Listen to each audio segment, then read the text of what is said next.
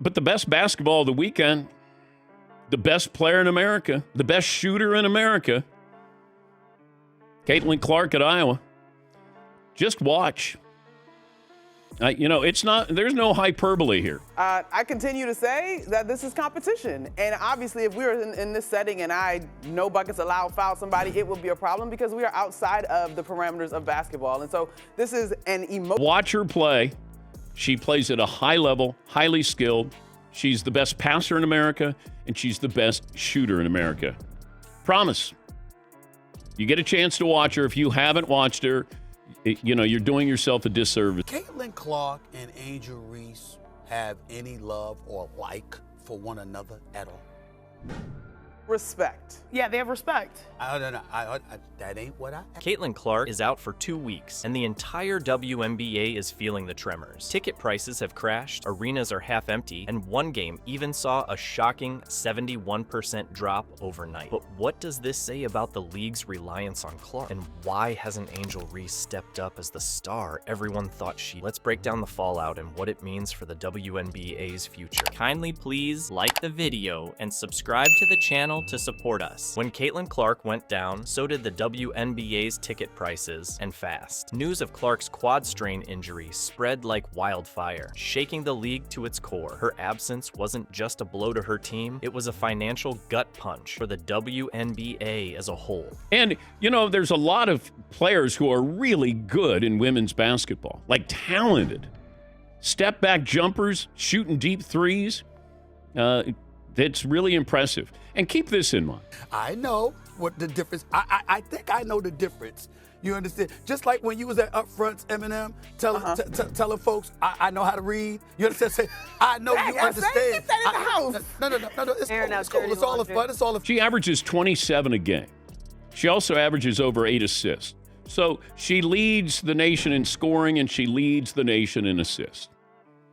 And you talk about somebody who hits the open man. It's all in love. But what I'm saying is that you know the difference. I did not say respect.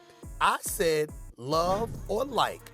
They have it? I think we saw a glimpse of it. Fans who had circled dates on their calendars for games featuring Clark suddenly lost interest, and it showed. The ripple effects weren't subtle. They were immediate and impossible to ignore. Take the Chicago Sky, for example. They made the bold decision to move their game to the massive United Center, expecting demand to soar with Clark on the floor. But the second her diagnosis was announced, ticket prices plummeted. Seats that were selling for $86 dropped to just $25. A jaw-dropping 71% overnight, and that wasn't an isolated incident. TickPick data revealed that for every game Clark was expected to miss, the average ticket price fell from $137 to $80. That's more than just a dip, it's a collapse. The Indiana Fever saw a similar trend. What should have been highly attended games turned into sparsely populated matchups, leaving their arenas feeling more like practice courts than professional venues. Even the Washington Mystics, who boast star power of their own, noticed less excitement and a sharper decline in attendance whenever Clark wasn't involved. It wasn't just about her scoring, it was about her ability to make even casual fans want to show up. One stat paints the clearest picture. Clark is directly linked to 26.5% of the WNBA's total activity, from merchandise and ticket sales to TV ratings. That number alone is staggering. And speaking of viewership, the gap was undeniable. She is wonderful. And men's basketball is 40 minutes. Women's basketball is 32. You give her, another quarter.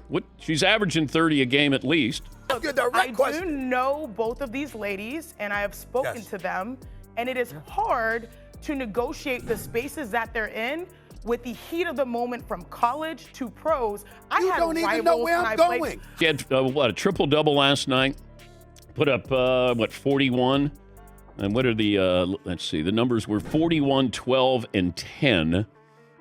First Final Four appearance for Iowa basketball. But go ahead. Right. I would never imply that they don't respect one another. I am asking you because I know you two know. You cover the sport exceptionally well. I'm asking a question. All I asked for was an answer. Games with Clark drew 1.178 million eyes on average. Without her, a measly 394,000. The league's dependency had never been more obvious. So, what does this mean? It's clear Clark isn't just a star. She's the sun, and the WNBA revolves around her. But here's the thing. Wasn't Angel Reese supposed to be the other half of the equation? Where has she been in all this chaos? Angel Reese was supposed to carry the league in Caitlin Clark's absence, but is the hype just smoke and mirrors? When Clark went down, all eyes turned to Reese, the Chicago Sky's rookie forward and one of the most hyped players in recent memory. With her massive social media following and a national championship under her belt, many believed she'd be next in line to dominate headlines, fill arenas, and keep the WNBA buzzing. But so far, things haven't played out that way. Reese's games are just not generating the same electricity. Even with her big presence online, fans aren't turning out the way they do when Caitlin Clark steps on the court. Let's look at the numbers. During her rookie season with the Sky, Reese has drawn an average of 8,700 fans per game in an arena that's 88% full. Solid numbers, sure, but when compared to Clark's ability to pack the house, Fun to watch. She's a great player. She is different because she shoots as... I'm waiting for this. Remember when the criticism came with Steph Curry? Oh, he's ruining basketball. Everybody thinks they can shoot a three. I think they would say they like each other. I would say, to No my problem. knowledge. No problem. Yeah. No problem. We're going to go with that. This was a basketball play. You understand? It was the heat of the moment. I got it. If you're, have a daughter, she's going to look at Caitlin Clark and she's going to want to shoot. I'm waiting for the, everybody thinks they can shoot a three. And, unless we're already there with that because of Steph Curry. 3 times. And they owned most of the 80s in terms of the two teams respectively. The bottom line is it contributed to elevating the popularity. Yeah. So Angel Reese and Caitlin Clark, embrace this. and increased game day demand, they seem modest. At LSU, Reese managed to pull similar crowds, with home games at 88% capacity and over 8,000 fans at away matchups. But that kind of consistency hasn't translated into true growth at the professional level. This all ties into what some have called the Angel Reese effect, the idea that her star power could rival that of Clark's when it comes to viewership and ticket sales. But that's been far from the reality. Her fame on Instagram, TikTok, and other platforms hasn't turned into must-see games or sold-out arenas. Caitlin Clark, on the other hand, has a unique ability to draw casual basketball fans and make every game feel like an event. With Clark's sideline, Reese's games have returned to a sort of background noise, confirming that she isn't quite the megastar Clark is, at least not yet. Clark's injury, in a way, has created the perfect test. Who really moves the needle in women's basketball? Without her, Reese hasn't delivered the impact many expect. So now the question is, the WNBA can't depend on Reese? Who else besides Caitlin Clark